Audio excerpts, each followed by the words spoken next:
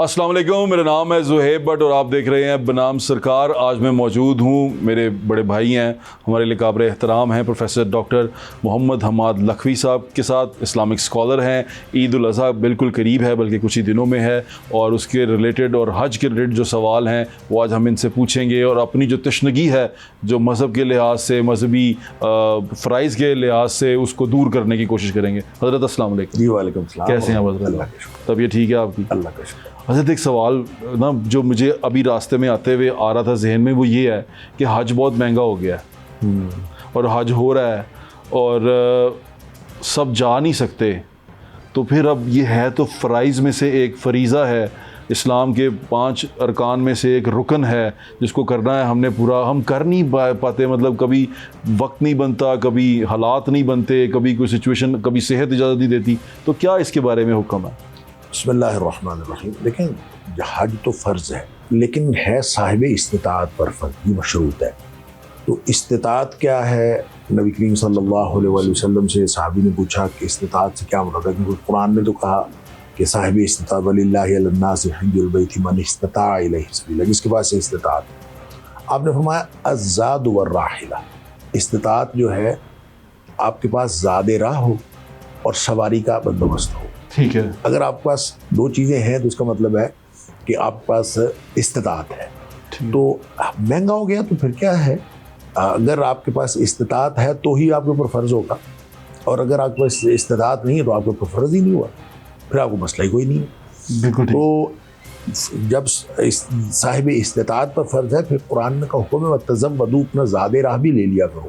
بعض لوگ اس وقت بھی، آج کل بھی اس طرح کے لوگ ہوتے ہیں، تو یمن کے کچھ لوگ ہوتے تھے اس دور میں، تو وہ زاد راہ لیے بغیر حج کرنے کے لیے آ جاتے تھے، اور پھر وہاں آ کے ظاہر ضرورت پڑتی کھانے پینے کی اور چیزوں کی، تو وہ ادھر سے وہ مانگتے تھے لوگوں سے، یا لوگوں کو توقع رکھتے تھے کہ لوگ ان کی جو ہے وہ کوئی مدد کریں۔ تو ان کو کوئی کہتا تھا کہ آپ زاد راہ کیوں نہیں لیتے، تو وہ کہتے تھے کہ ہم اللہ پہ توکل کرتے ہیں۔ تو قرآن نے اسے منع کیا، قرآن کا وَتَزَوَّدُوا، اپنا زاد راہ لے لیا کرو ساتھ، یعنی انتظام کر کے جایا کرو، انتظام کیے بغیر نہ وہاں جایا کرو۔ ہاں، یہ نہ سوچ کے جایا کرو کہ کوئی کر دے گا، کوئی کر دے گا۔ ہاں، اور اس پر پھر بعض مفسرین علماء نے بات بھی کی، انہوں نے کہا جی ان کا اصل میں اللہ پر توکل نہیں ہوتا تھا، لوگوں کی جیبوں پر توکل ہوتا تھا۔ تو اللہ پر توکل یہ نہیں ہے۔ اللہ پر توکل کا نظام جو شریعت نے بھی بتایا ہے وہ یہ ہے کہ آپ پہلے انتظام پورا کریں، پھر اس کے بعد اللہ پہ توکل کریں، اسباب پوری۔ جیسے وہ جو اونٹ چھوڑنے والے کو نبی پاک صلی اللہ علیہ وسلم نے پوچھا تھا کہ آپ نے گھٹنا باندھا ہے، اس نے کہا کہ میں نے اللہ کے اوپر توکل کر کے چھوڑ دیا ہے۔ آپ نے فرمایا نہیں، پہلے اس کا گھٹنا باندھو پھر اللہ پہ توکل کرو۔ تو یہ توکل یہ ہے کہ اسباب اختیار کریں، اور اسباب موجود ہونا یہ استطاعت ہے۔ اور اگر استطاعت نہیں ہے، مطلب جتنا مرضی مہنگا ہو گیا ہے، اگر آپ کا استطاعت نہیں ہے تو آپ اس کے مکلف ہی نہیں، آپ کے اوپر فرض ہی نہیں ہے، تو پھر آپ کیوں اس میں پریشان ہوتے ہیں؟ تو اگر مہنگا ہو گیا ہے اور اللہ تعالیٰ نے آپ کو استطاعت دے دی ہے، پھر ضرور جائیں۔ اچھا حضرت، ایک اور چیز پوچھنی ہے، اور پھر نہیں جائیں گے تو پھر گناہ گار ہوں گے۔ ہاں بالکل ٹھیک کہہ رہے ہیں، کچھ لوگ روزے رکھتے ہیں، ان 10 ذی الحج کے 10 دنوں کے روزے رکھتے ہیں، تو یہ بھی ٹھیک ہیں، اس کو رکھنے چاہیے؟ لیکن 10 دن جو ہیں ان کو افضل ایام الدنیا کہا گیا۔ نبی پاک صلی اللہ علیہ وسلم فرمایا دنیا کے سارے دنوں سے بہترین دن ہے یہ 10 دن، یہ 10 دن جو ذی الحج کے ہیں، یہ دنیا کے سارے دنوں سے بہترین دن۔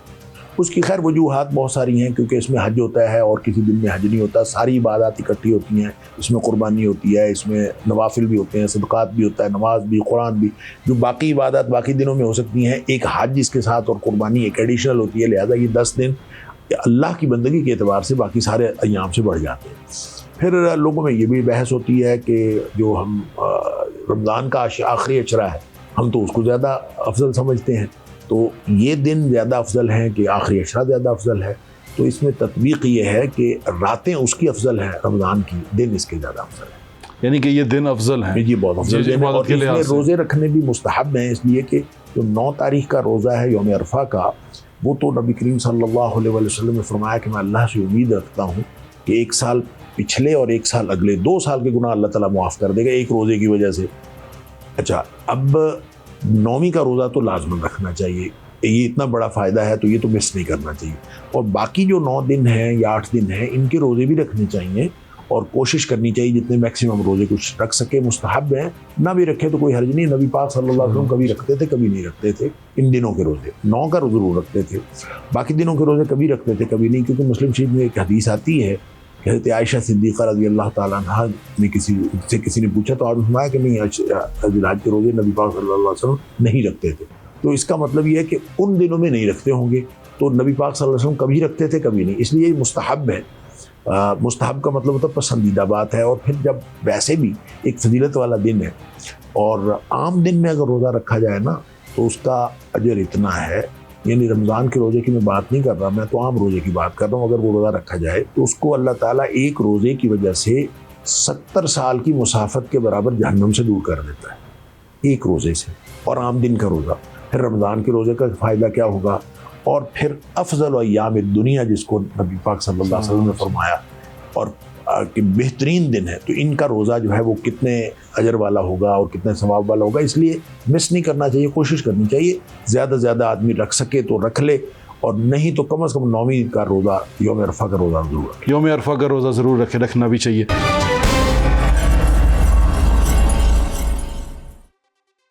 اچھا حضرت، اب جانور کے اوپر آتے ہیں، بہترین طریقہ کیا ہے جانور خریدنے کا؟ اور کیونکہ میں اس لیے پوچھ رہا ہوں، میں ٹی وی پہ دیکھتا ہوں، آج کل سوشل میڈیا پہ بھی دیکھ رہے ہیں کہ بڑے سے بڑا جانور، اور جانور کی قیمت بتائی جا رہی ہے، کروڑوں روپے میں جانور لے آئے، اتنے کروڑ کا جانور لے آئے، 80 بکرے باندھ دیے، 90 اونٹ باندھ دیے، اور بیل باندھ دیے، اور ایک آدمی اپنا قربانی کر رہا ہے۔ دوسری طرف ایک بندہ ہے وہ خرید ہی نہیں پا رہا، کیونکہ بکرا جو پہلے 1 لاکھ کا تھا وہ 2 لاکھ کا ہے، جو 2 لاکھ کا جانور تھا وہ 4 لاکھ کا ہے، وہ جانور بھی پہنچ سے باہر ہو گیا ہے۔ تو اس میں کیا ہمارے لیے کیا حکم ہے، جو صاحب استطاعت نہیں ہے، جو نہیں کی پسری اتنی ہے کہ 2 لاکھ 3 لاکھ کا جانور خرید سکیں؟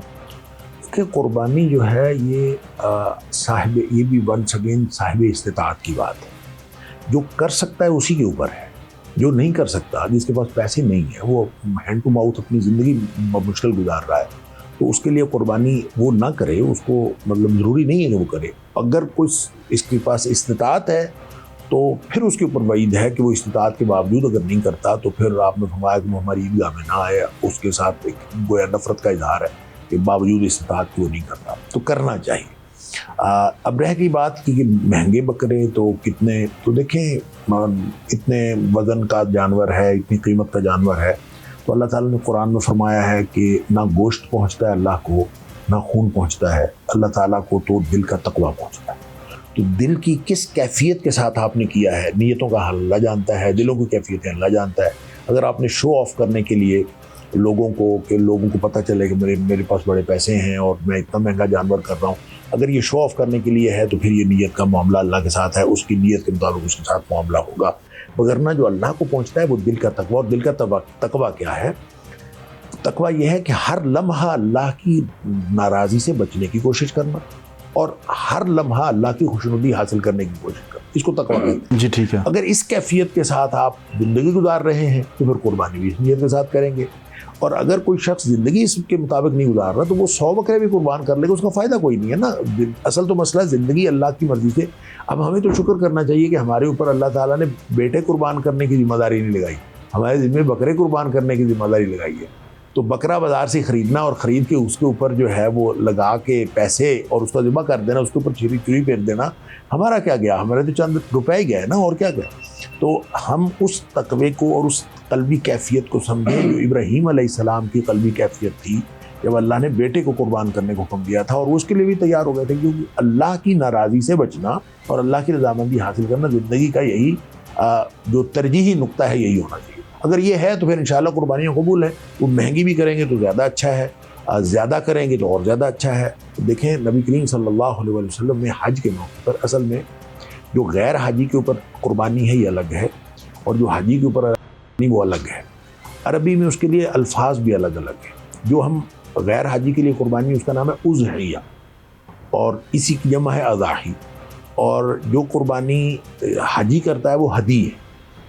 نبی پاک صلی اللہ علیہ وسلم، حضرت انس رضی اللہ تعالیٰ فرماتے ہیں آپ 10 سال مدینہ منورہ میں رہے، ہر سال اضحیہ فرماتے رہے، لیکن جو آپ نے حج فرمایا ہے، عام طور پہ آپ صلی اللہ علیہ وسلم 2 مینڈھوں کی قربانی کرتے تھے جو اضحیہ کرتے تھے. اور جب آپ حدی کے لیے یعنی حج پہ تشریف لے گئے تو وہاں آپ نے اونٹ قربان کیے ہیں. اور وہ کتنے کیے ہیں آپ ذرا اندازہ کیجئے کہ ایک اونٹ میں 7 حصے ہو سکتے ہیں اور 7 گویا قربانیاں ہو سکتی ہیں, اور ایک روایت کے مطابق 10 بھی ہو سکتے ہیں. تو گویا ایک جانور میں 10 بندے بھگت سکتے ہیں. اب نبی پاک صلی اللہ علیہ وسلم نے ایک جانور نہیں کیا, آپ نے 100 اونٹ قربان کیے ہیں. 100 اونٹ, اور اس میں سے 63 اونٹ خود نبی پاک صلی اللہ علیہ وسلم نے اپنے ہاتھ سے نہر کیے, اور باقی کے آپ نے پھر حضرت علی رضی اللہ تعالیٰ عنہ کو پکڑا دیے کہ اب آپ نہر کریں. تو پھر ان کو گوشت کھاتے وقت بھی آپ نے فرمایا کہ ہر اونٹ کی ایک ایک بوٹی لے لے اور اس کی ہنڈیاں بنائیں, اس کا شوربہ بنائیں. نبی پاک صلی اللہ علیہ وسلم سے گوشت بھی کھایا, آپ نے شوربہ بھی پیا. گویا اس کا کھانا بھی برکت والا ہے, اور یہ جب اللہ کے لیے کی ہوئی قربانی ہے تو اس کے ساری برکات ہیں اس میں, اس کے بالوں کے اندر بھی, اس کی کھال کے اندر بھی, اس کے کھروں کے اندر بھی, ہر چیز میں برکت آتی ہے اور ہر چیز کے بدلے انسان کو اجر ملتا ہے. لہذا یہ زیادہ قربانیاں کرنا کیا یہ ریاکاری میں نہیں آتا؟ میں یہی عرض کر رہا ہوں, یہ دلی کیفیت کا معاملہ ہے اور اس کا معاملہ اللہ کے ہاں ہے. ہم یہ کسی کے اوپر فتویٰ نہیں لگا سکتے. ہاں اگر کوئی آدمی اس کی ریاکاری کے لیے, یہ شو آف کرنے کے لیے سوشل میڈیا کو یوز کر رہا ہے, دیکھیں ریاکاری تو آپ حج کے لیے جا رہے ہیں, آپ تصویر لگاتے ہیں ایئرپورٹ سے, میں احرام باندھ لیا, میں حج کے لیے جا رہا ہوں, الحمدللہ جدہ پہنچ گیا ہوں, الحمدللہ مکہ پہنچ گیا ہوں, الحمدللہ کعبہ پہنچ گیا ہوں. What does it mean? آپ لوگوں کو کیا بتانا چاہ رہے ہیں؟ نیت کا معاملہ اللہ کے پاس ہے, اور ہم تو ہر نیکی فیس بک پہ ڈال رہے ہیں, اور ہر نیکی جو ہے ہم سوشل میڈیا کا سپورٹ کر رہے ہیں. تو یہ شو آف نہیں ہے. تو پھر شو آف کا معاملہ جو ہے, ریاکاری کا معاملہ, وہ تو ہر عبادت کے اندر ہے اور وہ قربانی کے اندر بھی ہے. اگر آپ ریاکاری کے لیے کر رہے ہیں, یہ تو نیت کے اوپر ہے. اگر آپ اس کے لیے کر رہے ہیں تو مجھے تو یہ آج تک نہیں سمجھ آئی کہ عمرہ کرنے کے لیے اور حج کرنے کے لیے جا رہا ہے, وہ کس بنیاد پر تصویر لگاتا ہے فیس بک کے اوپر, اور پھر ساتھ لکھا 4تھے عمرے پہ جا رہا ہوں دعا کریں, 5ویں حج پہ جا رہا ہوں دعا کریں. ہاں الحاج, بھائی الحاج ہے واٹ ایور, مطلب آپ جا رہے ہیں, دعا آپ نے کرنی ہے وہاں جا کے, سفر میں آپ جا رہے ہیں. آپ لوگوں کو فیس بک پہ لگا کے, مجھے آج تک اس کی سمجھ نہیں آئی. آپ اس کو سمجھتے ہیں کہ ویسے یہ ریاکاری میں آتا ہے؟ میں یہ کہتا ہوں کہ اچھی نیت ہوگی ان کی, میں کسی کی نیت پر حملہ نہیں کرتا. اگر اس کی نیت میں ریاکاری ہے تو بہت بڑا خوفناک, یہ اس سے بڑا گناہ نبی پاک صلی اللہ علیہ وسلم فرمایا, مجھے ڈر ہی کوئی نہیں ہے کسی گناہ کا. سب سے بڑا جو ڈر ہے آپ نے فرمایا وہ مجھے شرک اصغر کا ڈر ہے, چھوٹے شرک کا ڈر ہے. اور فرمایا صحابہ ڈر گئے اللہ کے رسول کا, سب سے زیادہ آپ کو شرک, چھوٹے شرک وہ کیا ہوتا؟ آپ نے فرمایا ریاکاری. اور پھر آپ نے فرمایا کہ قیامت والے دن اللہ تعالیٰ نے ریاکار لوگوں کو کہہ دینا ہے کہ ان سے جا کے اجر لے لو جن کو دکھانے کے لیے تم کرتے تھے, میرے پاس تو تمہارے لیے کچھ نہیں. اور یہ بڑا خوفناک معاملہ ہے کہ ذرا بھی اگر اس میں کوئی شائبہ بھی ریاکاری کا آ گیا تو بڑا خوفناک معاملہ ہے. ایک حدیث کے اندر آتا ہے کہ ایک آدمی نے نبی پاک صلی اللہ علیہ وسلم سے پوچھا کہ آپ اس کے بارے میں بتائیں کہ ایک آدمی اس نے جہاد کیا ہے, اور جہاد کرتے وقت اس نے نیت اس کی یہ تھی کہ اللہ سے اجر لے, یلتمس فیہ الاجر, اصل اس کا مقصد تھا اللہ سے اجر لینا, و ذکر, اور ساتھ اس کے ذہن میں یہ بھی تھا کہ تھوڑی سی شہرت بھی ہو جائے, تذکرہ بھی ہو جائے, لوگوں کے اندر ایک مشہوری بھی ہو جائے. اجر چاہتا ہے اور ساتھ مشہوری بھی چاہتا ہے. اور صحابی نے پوچھا اللہ کے رسول صلی اللہ علیہ وسلم سے کہ اجر بھی چاہتا ہے, کچھ تھوڑی سی شہرت چاہتا ہے, تو اس کے لیے کیا ہے؟ ما لہو, گویا وہ پوچھنا یہ چاہ رہا ہوگا کہ اس کو کتنے % اجر ملے گا, 50% ملے گا, 80% ملے گا, کتنا ملے گا. سوال کا مطلب ایسا ہی سمجھ آ رہا ہے. تو نبی پاک صلی اللہ علیہ وسلم اس کا جواب میں فرمایا لا شیء لہ لا شیء لہ لا شیء, 3 بتا, اس کے لیے کچھ بھی نہیں ہے, اس کے لیے کچھ بھی نہیں ہے, اس کے لیے کچھ ککھ بھی اجر نہیں. جس میں ہلکا سا شائبہ بھی ریاکاری پھر کا آپ آ نے اس جائے. کی وضاحت فرمائی, آپ نے فرمایا اللہ تعالیٰ صرف وہ قبول فرماتا ہے جو خالص اللہ کے لیے ہو اور اس میں صرف اللہ کی رضامندی چاہیے جائے. اگر اللہ کی رضامندی چاہنے کے لیے عمل کیا ہے تو وہ اللہ کو پسند ہے.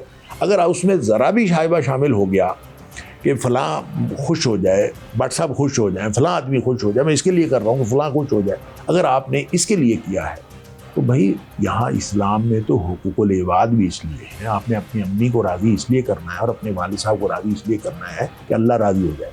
بے شک, وگرنہ اگر آپ کو مقصود بذات ہو والد کی رضا اور اللہ کی رضا اس میں شامل ہی نہ ہو, صرف والد کو راضی کرنا مقصد ہو, تو یہ کوئی مقصد نہیں ہے. مقصد والد کو اس لیے, والد کا مرتبہ اللہ نے بنایا ہے, ماں کا مرتبہ اللہ نے بنایا ہے, تو جب وہ نافرمانی اللہ کی نافرمانی کی بات نہ کر رہا ہو تو اس میں ہر بات اس کی ماننی ہے، اور اگر اللہ کی نافرمانی کی بات ہو تو باپ کی بات بھی نہیں ماننی۔ اصل بات تو یہ ہے، اگر آپ اس ڈسپلن کو اپنی زندگی کے اوپر طاری کیے ہوئے ہیں اور اس کو آبزرو کرتے ہیں تو پھر تو قربانی بھی ٹھیک ہے، پھر انشاءاللہ حج بھی ٹھیک ہے، پھر ساری چیزیں ٹھیک ہیں۔ اور اگر آپ اس ڈسپلن کو فالو نہیں کرتے اور اس کو آبزرو نہیں کرتے تو پھر تو ہر چیز میں دیکھیں ریاکاری کا شائبہ ہر جگہ رہتا ہے، امکان رہتا ہے۔ ہمارے ذمہ میں اللہ نے یہ نہیں لگایا کہ خالص، ہمارے ذمہ یہ نہیں لگایا کہ صاف شفاف کام کریں۔ اب یہ بڑی ایک زبردست ہماری فطرت سے قریب تر بات، حالانکہ قرآن کا لفظ ہے مصفہ، قرآن کی اصطلاح ہے، مصفہ کا مطلب ہوتا ہے بالکل ٹرانسپیرنٹ، اس کے اندر کوئی کنٹامینیشن نہ ہو۔ ہم سے مصفہ عمل کا مطالبہ اللہ نے نہیں کیا، ہم سے جو مطالبہ کیا خالص عمل کا کیا ہے کہ تمہارا عمل خالص ہونا، فاعبد اللہ مخلص اللہ کی، خالص کرو اپنا دین اللہ کے لیے۔ خالص کیسے کرتے ہیں؟ خالص ہوتا ہے سونے کو، یہ چاندی کو جب آگ پہ تپاتے ہیں نا کہ اس میں سے میل کچیل نکل جائے، اس کو کہتے ہیں اخلاص، اخلاص المخلص۔ تو کندن ہو جائے وہ۔ خالص عمل وہ ہوتا ہے کہ گویا ہمیں یہ بتایا جا رہا ہے کہ آپ جب عمل کرتے ہیں تو اس عمل کے کرتے وقت بہت ساری آلودگیاں اس کے اندر شامل ہوتی ہیں، اس میں ریاکاری کا امکان بھی شامل ہوتا ہے۔ اس کو الگ کرنا، جتنا عمل کرنا ضروری ہے اتنا اس کو خالص کرنا بھی ضروری ہے۔ گویا ہمارا امتحان صرف عمل کرنے کا نہیں ہے، عمل کو خالص کرنے کا بھی ہے۔ تو ساری زندگی یہی کرتے رہنا ہے کہ اس میں سے یہ آلودگیاں دور کرتے جائیں۔ آپ کے ذہن میں خیال آئے کہ میں فلاں کو شو آف کرنے کے لیے جا رہا ہوں تو اس کو نکالیں نیت سے کہ نہیں، میں تو اس کو اگر شو آف ہو جائے گا دین وٹ، وہ میرا کر کیا سکتا ہے، وہ ہے کس قابل، وہ میرا فائدہ کیا کر سکتا ہے اگر ساری دنیا خوش ہو جائے۔ نبی پاک صلی اللہ علیہ وسلم نے عقیدہ سکھایا تھا ابن عباس رضی اللہ تعالیٰ عنہ کو، ابھی وہ بچے تھے، تو آپ نے عقیدہ سکھایا تھا کہ بیٹا ساری دنیا تیرے فائدہ کرنے کے لیے اکٹھی ہو جائے تو جب تک اللہ نہ چاہے وہ فائدہ نہیں کر سکتے، اور ساری دنیا تیرا نقصان کرنے کے لیے اکٹھی ہو جائے اور اللہ نہ چاہے تو تیرا نقصان نہیں کر سکتے۔ اگر یہ عقیدہ ہے تو ریاکاری کہاں رہ جاتی ہے؟ آپ کو یہ معلوم ہے کہ میں اگر ساری دنیا کو بھی دکھا دوں اور ساری دنیا خوش بھی ہو جائے، یہ میرا فائدہ کر ہی نہیں سکتے تو میں ان کو دکھا کے کرنا کیا ہے؟ بے شک یہ ہے اصل میں اس کے پیچھے جذبہ۔ اگر یہ موجود ہوگا تو ہم انشاءاللہ ہر عمل کو خالص کرنے کی توفیق بھی پا لیں گے۔ جب ہر عمل کو خالص کرنے کی توفیق مل جائے گی تو یہ ساتھ ساتھ چلتا رہے، ایسا نہیں ہوگا کسی وقت بھی، ایسا نہیں ہوگا آپ یہ کہہ لیں کہ میں نے اب اپنے اعمال خالص کر لیے ہیں، ایسا نہیں ہوگا۔ ہر دفعہ آپ کو نماز پڑھتے ہوئے اپنی نماز کو خالص بھی کرنا ہے، ہر دفعہ آپ کو کوئی بھی عمل کرتے، قربانی کرتے ہوئے اس کو خالص بھی کرنا ہے، آپ کو حج کرتے ہوئے اس کو خالص بھی کرنا ہے۔ لہذا جیسے جیسے عمل کرنا ہے ریپیٹڈلی، اسی طرح ریپیٹڈلی اس کو خالص بھی کرنا۔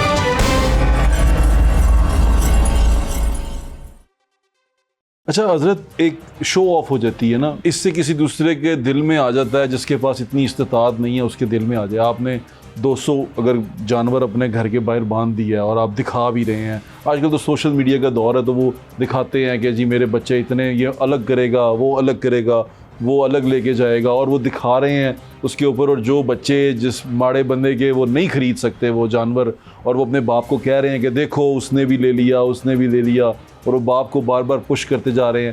اس کے بارے میں کیا اب کیا اس پہ لگے گا؟ دیکھیں ظاہر سی بات ہے، اگر آپ لوگوں کو شو آف کرنے کے لیے کر رہے ہیں تو ایک گناہ اسی لیے ہے نا، اس میں بہت ساری آلودگیاں، معاشرتی محرومیاں لوگوں کی شامل۔ بہترین عمل کیا ہے اس طرح کے معاملے میں کہ آپ نے کرنے بھی 100 جانور ہیں؟ بہترین عمل یہ ہے کہ آپ 100 میں سے 2 خود کریں، 98 تقسیم کر دیں، پہلے ان غریبوں میں تقسیم کر دیں جن کے پاس قربانی کرنے کے لیے نہیں ہے۔ واہ واہ واہ واہ! آپ ان کو کہیں کہ یہ قربانی آپ کر لو، یہ آپ کر لو، کسی کو پتہ ہی نہ ہو کہ آپ نے کتنے کی ہیں، آپ 100 ہی کریں، آپ جانے اور آپ کا رب جانے۔ ہاں آپ 100 ہی کریں، لیکن 98 تقسیم کر دیں نا، 2 گھر میں کر لیں، 1 کر لیں، 3 بکرے کر لیں، کتنے کر لیں۔ اچھا میں کبھی یہ سوچ نہیں سکا یہ والی بات نا کہ ایسے بھی ہو سکتا ہے، مجھے ایسا لگا کہ اگر کروڑ روپے کا جانور لے رہے ہیں۔ نبی پاک صلی اللہ علیہ وسلم صحابہ کرام کو قربانی کے جانور تقسیم فرمایا کرتے تھے، نسائی شریف کی حدیث ہے، نبی پاک صلی اللہ علیہ وسلم تقسیم فرمایا کرتے تھے کہ جانور آئے ہیں، یہ جانور تم لے جاؤ، تم کر لینا، یہ تم لے جاؤ، تم کر لینا، یہ تم لے جاؤ۔ تو آپ 100 جانور کرنا چاہتے ہیں تو 100 لوگوں کو تقسیم کریں نا، جو لوگ جانور تقسیم کر، جو قربانی نہیں کر رہے ان کو جانور تقسیم کر دیں، اور وہ اپنے پورے کانفیڈنس کے ساتھ اپنے محلے میں وہ قربانی کرے گا، اس کا اعتماد کتنا بڑھے گا، اس کی عزت کتنی بڑھے گی، اس کی خودداری میں کتنا اضافہ ہوگا۔ آپ کو جو قربانی کا اجر ملنا ہے وہ تو ملنا ہی ملنا ہے، یہ آپ کو ایڈیشنل اجر ملے گا۔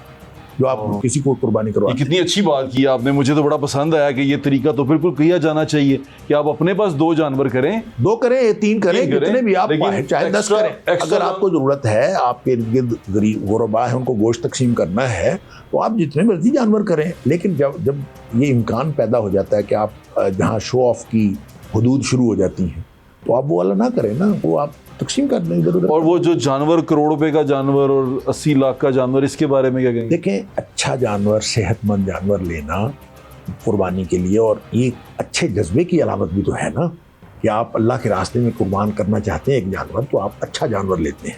لہذا یہ لازمی طور پر غلط نہیں ہے.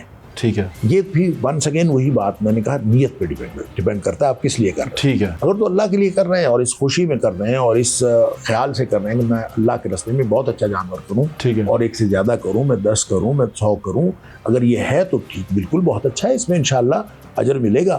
لیکن اگر اس میں پھر وہ ونس اگین ریاکاری سے بچنا اتنا ہی مشکل ہو جائے گا. جتنا زیادہ آپ کرتے جائیں گے اتنا زیادہ ریاکاری سے بچنا مشکل ہو جائے گا. آپ ٹھیک کہہ رہے ہیں. اچھا یہ بتائیں کہ اب قربانی کے دن کے احکامات کیا ہیں؟ کیا پہلے دن قربانی کرنی چاہیے اور کس وقت کرنی چاہیے, اور اس کے بعد کیا دوسرے دن بھی کر سکتے ہیں؟ کیونکہ کئی میرے دوست ہیں وہ تیسرے دن تک کرتے ہیں, تو اس کے بارے میں کیا حکم ہے؟ دیکھیں, قربانی تو پہلے جو یوم النحر ہے اس کے علاوہ 3 دن جو ہیں ان کو کہتے ہیں یوم التشریق, ایام التشریق. جو تشریق کے دن ہے نا, جن دنوں میں ہم تکبیریں پڑھتے ہیں, وہ تشریق کے دن بھی نبی پاک صلی اللہ علیہ وسلم کا فرمان ہے کہ وہ بھی ذبح کا دن ہے. جی ٹھیک ہے. لہٰذا صرف یوم النحر کو نہیں بلکہ اس کے علاوہ 3 دنوں میں قربانی ہو سکتی ہے. عید کے دن بھی روزہ رکھ سکتے ہیں 10ویں؟ نہ, عید کے دن صرف شیطان روزہ رکھ سکتا ہے, مسلمان مومن. وہ کہتے ہیں نا کہ دوپہر کے وقت اس کی کلیجی سے, نہیں, وہ روزہ نہیں ہوتا اس کو. یہ ہم نے عرف عام میں روزے کا نام دیا ہوا ہے. اس میں صرف اتنی بات ہے کہ نبی اکرم صلی اللہ علیہ وسلم کی سنت ہے کہ آپ صلی اللہ علیہ وسلم عید الفطر پہ ناشتہ کر کے جاتے تھے. کوئی چیز, میٹھی چیز, مثلا تاک عدد میں کھجوریں آپ کھا کے جاتے, ناشتہ کر کے جاتے. اور عید الاضحیٰ میں نبی پاک صلی اللہ علیہ وسلم کا معمول یہ تھا کہ آپ یعنی عید پڑھنے سے پہلے کچھ نہیں کھاتے, اور جو پہلا کھانا کھاتے تھے وہ آپ گوشت ہی کھاتے تھے. وہ کلیجی, اب ظاہر سب سے پہلے کلیجی آ جاتی ہے نا, تو وہ چونکہ وقت کے اعتبار سے وہ جلدی آ جاتی ہے, تو وہ کلیجی سے آپ جو ہے وہ آغاز فرماتے ہیں. اس میں ایک تو یہ بھی نہیں ہے کہ روزہ ہے, ایک یہ بھی نہیں ہے کہ آپ پانی نہیں پی سکتے. ٹھیک ہے, یہ بھی نہیں ہے, ایسا نہیں ہے, روزہ ہے ہی نہیں. ٹھیک ہے, مثلا یہ ہے کہ پہلا کھانا آپ کا قربانی کا گوشت ہونا چاہیے, بس اتنی سی بات ہے. یہ سنت ہے نبی پاک صلی اللہ علیہ وسلم. پہلا ناشتہ یعنی کہ آپ نے پہلا ناشتہ آپ کا جو ہے قربانی کا گوشت ہو, چونکہ کلیجی پہلے بن جاتی ہے تو وہ ظاہر ہے کلیجی بھی ضروری نہیں کہ کلیجی ہو, گوشت اگر بن گیا تو جو چیز پہلے آپ کو اویلیبل ہے تو آپ اس سے آغاز کر سکتے ہیں. بالکل ٹھیک. یہ مسنون ہے, اور یہ کوئی لازمی بات نہیں ہے, یہ مسنون ہے. وہ اگر کرے گا اس سنت پر عمل تو انشاءاللہ اس کا اجر ملے گا. یہ کیا ایک ہوتا ہے کہ ناخن نہیں کاٹنے, داڑھی نہیں کاٹنی, کچھ نہ وہ نہیں کرنا جب تک قربانی نہ ہو جائے. داڑھی تو ویسے ہی نہیں کاٹنی چاہیے. نہیں, وہ تراشنی نہیں. میں نے کہا داڑھی تو ویسے ہی نہیں تراشنی چاہیے, یہ کوئی زائد بال تھوڑی ہے. تو باقی جو جسم کے زائد بال ہیں ان کو, اور اس کو سر کے بال بھی اور ناخن بھی, جس شخص کا ارادہ قربانی کرنے کا ہے اس کو نبی پاک صلی اللہ علیہ وسلم نے پابندی لگائی ہے. مسلم شریف کی حدیث ہے کہ آپ صلی اللہ علیہ وسلم فرمایا جس کا ارادہ یہ ہو کہ اس نے قربانی کرنی ہے تو وہ اپنے بال نہ کاٹے اور اسی طرح اپنے ناخن نہ کاٹے, اس کے اوپر پابندی. اور خواتین کے لیے, خواتین بھی ناخن نہ کاٹیں اور ان کی پابندی. دیکھیں اصل میں مسئلہ یہ ہوتا ہے کہ قربانی کون کر رہا ہے. قربانی بعض کو خواتین انفرادی طور پر اپنی طرف سے کر رہی ہوتی ہیں, تو پھر تو وہ تو ڈائریکٹلی اس میں آ گئی. دوسرا یہ کہ چونکہ قربانی سربراہ گھرانہ جو ہے وہ اپنے طرف سے اور سارے گھر والوں کی طرف سے کر رہا ہوتا ہے, تو اس کا مطلب ہے قربانی کرنے والے سارے شامل ہیں نا اس میں. تو کوشش کرنی چاہیے کہ سب لوگ ہی اس پابندی کا خیال کریں. یہ کب سے شروع کرنا چاہیے؟ جس وقت چاند نظر آتا ہے, چاند نظر آنے سے لے کر آپ نے اپنے بال اور ناخن وغیرہ اس سے پہلے کاٹ میں تو کاٹ لیں, چاند نظر آنے کے بعد بال وغیرہ نہ کاٹیں. اور اس کو آپ پابندی کریں عید کی نماز پڑھنے کے بعد پھر آپ کاٹ سکتے ہیں. اچھا, جس وقت قربانی کی جا سکتی ہے اس وقت, یعنی قربانی کرنے سے پہلے بھی اگر کاٹ لیں گے تو کوئی حرج نہیں ہے, لیکن عید نماز پڑھنے کے بعد کاٹیں گے. اچھا, اس میں ایک بات یہ ہے کہ یہ تو ان لوگوں کے لیے پابندی ہے جن لوگوں نے قربانی کا ارادہ کرنا ہے, اور جو لوگ قربانی کا ارادہ نہیں رکھتے یا ان کے پاس یہ استطاعت نہیں ہے یا انہوں نے نہیں کرنی, وہ اگر وہ بھی یہی کام کر لیں تو ایک حدیث میں آتا ہے کہ ایک شخص آیا نبی کریم صلی اللہ علیہ وسلم کے پاس, اس نے جب قربانی کا اجر سنا اس نے آگے کہا اللہ کے رسول صلی اللہ علیہ وسلم میرے پاس تو کچھ بھی نہیں ہے قربان کرنے کے لیے، ایک دودھ دینے والی بکری ہے چھوٹی سی، تو وہ میں قربان کر دوں؟ تو آپ نے فرمایا نہیں، اس لیے غالباً کہ اگر وہ دودھ دینے والی بکری بھی تم قربان کر دو کہ بچے دودھ کہاں سے پئیں گے، تو آپ نے فرمایا نہ قربان کرو۔ ساتھ آپ نے یہ ایک طریقہ بتایا، آپ نے فرمایا ایسے کرو جب نماز پڑھ لو نا اس وقت اپنے ناخن اور اپنے بال کاٹ لینا، تمہیں مکمل قربانی کا ثواب مل جائے گا۔ اچھا، اب اس کا مطلب یہ ہے کہ جنہوں نے قربانی کرنی ہے ان کے اوپر تو پابندی ہے، تو جن کے اوپر پابندی نہیں ہے، جنہوں نے نہیں قربانی کرنی، وہ بھی اگر اس کی پابندی کر لیں گے تو ان کو انشاءاللہ قربانی کا اجر ملے گا۔ سبحان اللہ، یہ تو بڑی شاندار بات ہے۔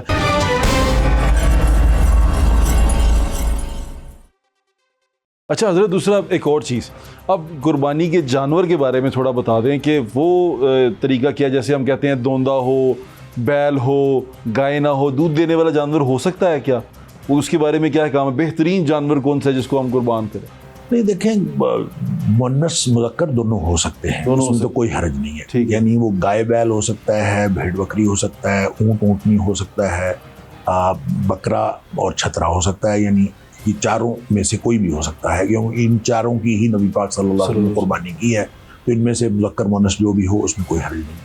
لیکن جو بنیادی ایک تو صحت مند اور اچھا اور بے عیب جانور ہو، یہ اچھا، یہ تو شرائط ہیں ہی، لیکن جو بنیادی شرط ہے کہ وہ مسنہ ہونا چاہیے۔ مسنہ کا کہتے ہیں دو دانتا۔ دو دانتا وہ ہوتا ہے جس کے دودھ والے دانت گر جاتے ہیں، سامنے والے دو دانت وہ گرتے ہیں، اور گرنے کے بعد اس کی جگہ نئے دانت آتے ہیں۔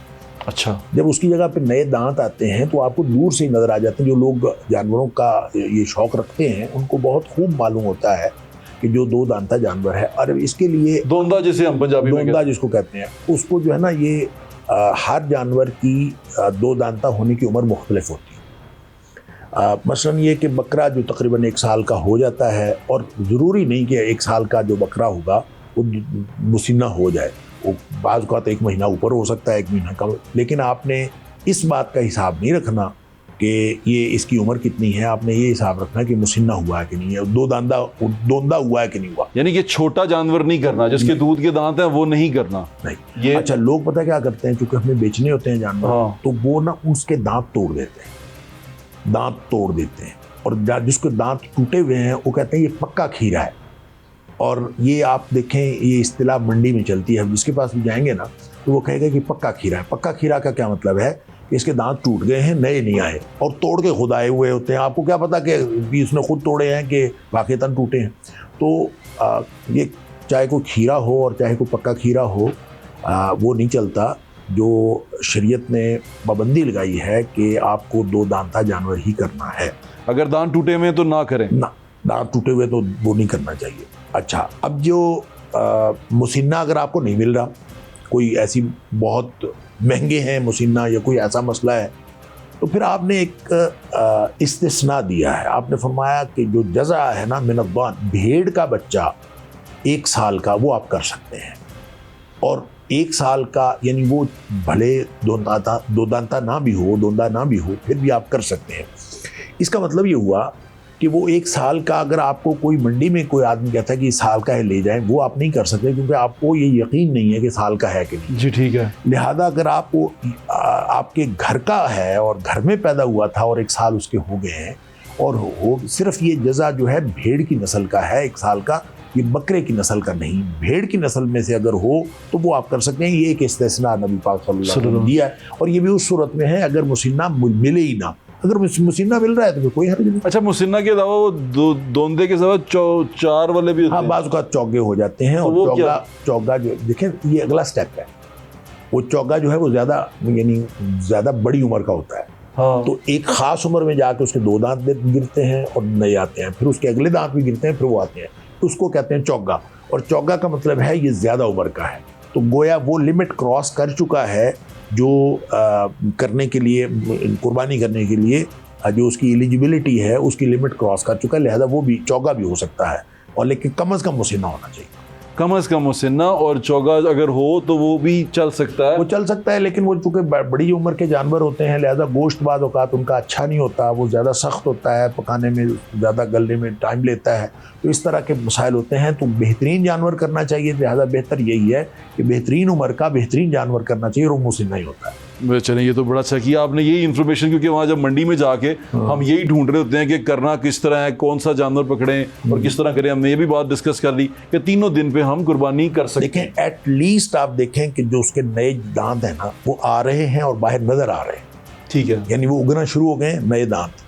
तो वो अगर वो ऑर्गेनिकली मतलब खुद ही टूटे हैं और खुद ही नए आ रहे हैं तो फिर आपको नए आते हुए नज़र आ जाएंगे। अच्छा, अब अगर किसी ने तोड़े हैं तो फिर आपको नए नज़र आने नहीं आएंगे, वो पक्का खीरा ही कह रहे होंगे, तो आप पक्का खीरा कर लें। जी ठीक है। अब आखिरी बात पूछना चाहता हूँ मैं आपसे। अच्छा हज़रत, जानवर के साथ सलूक के बारे में बताइएगा, क्योंकि हम जब जानवर लेके आते हैं, जो मंडी में लेके आता है, हमने अक्सर देखा वो कसाई को लेके भाग रहा है, जानवर किसी के घर में घुस गया है, वो एक अजीब सा एक तमाशा लग जाता है कि जानवर को कसाई आ गया है, अब वो कसाई से छुरी भी नहीं फेरी गई और वो जानवर को तड़पता भी छोड़ रहा है और परेशानी इतनी है, यानी कि वो एक अजीब सा माजरा बन जाता है। तो इसके बारे में क्या होगा? देखें, जब आप जानवर ख़रीद के लाते हैं तो उसकी तो खूब आओ भगत करनी चाहिए, खूब उसको अच्छी खुराक देनी चाहिए और उसको पानी, उसकी खुराक का, हर चीज़ का, उसकी सफाई सुथराई का, जो है कुर्बानी के जानवर है, आप अल्लाह के रास्ते में कुर्बान करना है, उसकी जितनी खिदमत हो सकती है करनी चाहिए, उसकी जितनी सहूलत आप उसको फराहम कर सकते हैं करनी चाहिए।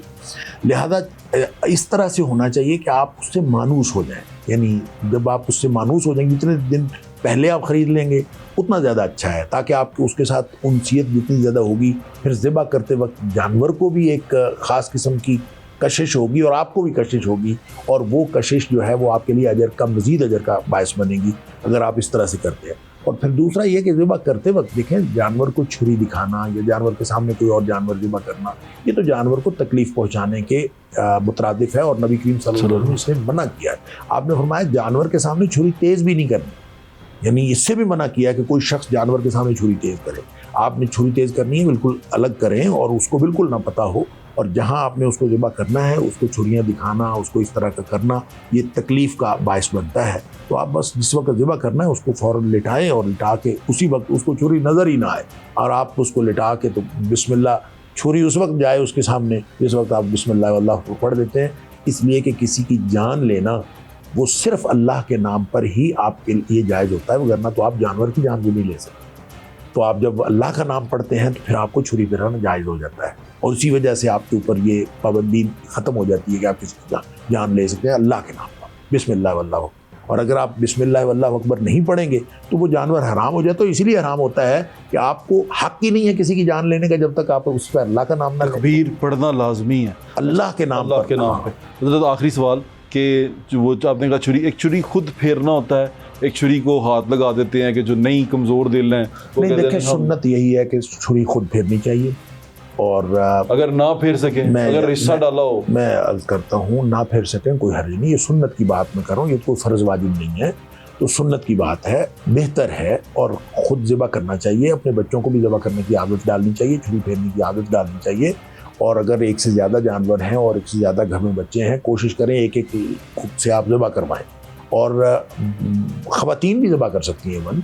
और इससे जो है ये ज़िबा करने से एक आदमी को ये जो खून बहने की जो तकलीफ़ है वो देखते हुए इसके भी एक एहसासात के ऊपर असर होता है, और उस असर को अल्लाह की बंदगी के लिए इस्तेमाल किया जा सकता है, उस दिल की नरमी को अल्लाह की बंदगी के लिए इस्तेमाल किया जा सकता है, और इस तरह सोच को ले जाया जा सकता है कि आप जिस तरह उसने अपनी जान दे दी है, हम भी बवक्त ज़रूरत इंशाअल्लाह अल्लाह के सामने अपनी जान दे देंगे अल्लाह की रज़ा के लिए। अगर हमारी जान भी अल्लाह को चाहिए हो तो हम दे देंगे। तो ये जज्बा पैदा होता है, इसलिए कुर्बानी जो है वो जानवर के छुरी फेरने की प्रैक्टिस खुद ही करनी चाहिए, और घर के अफराद को इसका आदी बनाना चाहिए। और सिर्फ ये बहाना कि खून मुझसे देखा नहीं जाता, मैं छुरी फेर नहीं सकता, ये दुरुस्त नहीं है। बच्चों को रफ टफ का आदी बनाना चाहिए। इस्लाम जो है उसने हर चीज़ के अंदर बहुत फितरी तासीर रखी हुई है, और वो फितरी तासीर से अपने बच्चों को महरूम नहीं करना। आपके वक्त का बहुत बहुत शुक्रिया। थैंक यू सो मच हज़रत।